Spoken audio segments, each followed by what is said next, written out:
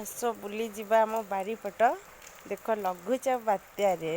ବାତ୍ୟା ତ ନୁହେଁ ଲଘୁଚାପରେ ସବୁ ଗଛ ଭାଙ୍ଗି ଯାଇଛି ଶାଗରେ ପାଣି ପଶି ଯାଇଛି ଏତେ କଷ୍ଟରେ ବୁଣା ହେଇଥିଲା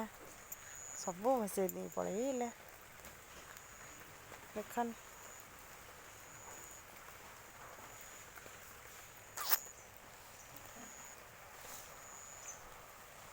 ଓଡ଼ିଶାକୁ ତ ବାତ୍ୟା ଇନଫର୍ମ କରିକି ବି ଆସେନି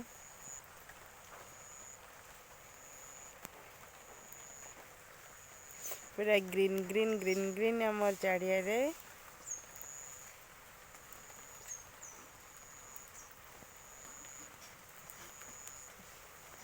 वर्षा भी होउछ एपर्यंत छाड़ीनी 3 दिन है घर बाहर करी होनी मो साग बासी गला भारी मन दुख लगुच।